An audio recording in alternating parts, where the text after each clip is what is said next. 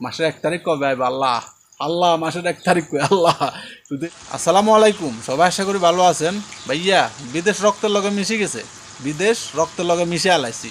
কেমনে জানেন না, নতুন যখন বিদেশে আসছিলাম তখন এইরকম কাম কাজ দিছিল আর কি, মানে হাউস ড্রাইভিং বিষয়ে আসছিলাম, এরকম কাজ করতেছি। তখন করতাম দূর বেটা, আমি বেটা হাউস ড্রাইভিং বিষয়ে আসছি বেটা, তোর মাত্রার কাম করতাম না, এটা করতাম না, সেটা করতাম না। ওমা থাকতে থাকতে যখন মনে করেন আমরা প্রথম মাসের বেতন পাইছি না, আস্তে লোভ লাগিয়ে গেছে কই। যখন দ্বিতীয় মাসের বেতন পাইছি না, ওমা তখন তো ভালোবাসা মহব্বত লাগে যে আরও বাড়ি যার কই, কারণ রিয়েলের ভালোবাসা। এখন এই রিয়েলের ভালোবাসা পাইতে পাইতে যখন আপনার 2-3 বছর টিকে যাবেন, তখন মনে করবেন আপনার রক্তের লগে কি বিদেশ মিশে গেছে। আপনি আর দেশে যায় কি শান্তি আর পাইতেন না।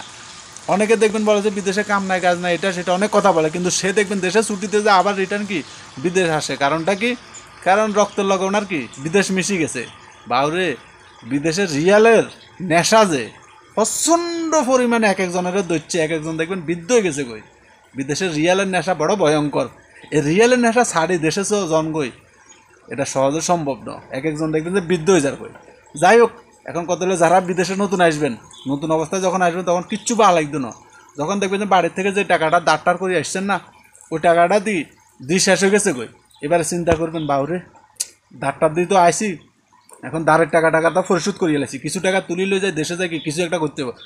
ওমা দেশে যায় কিছু একটা করতে করতে গিয়ে হেমিয়া দেওয়া যায় এনে গিয়ে 4-5 বছর কাটাই এলাইছে।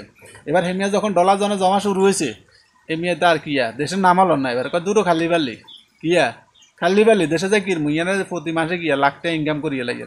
তো এরকম বিশ্বাস করবে না, আমার লোভে ধরিয়ে লাইছে।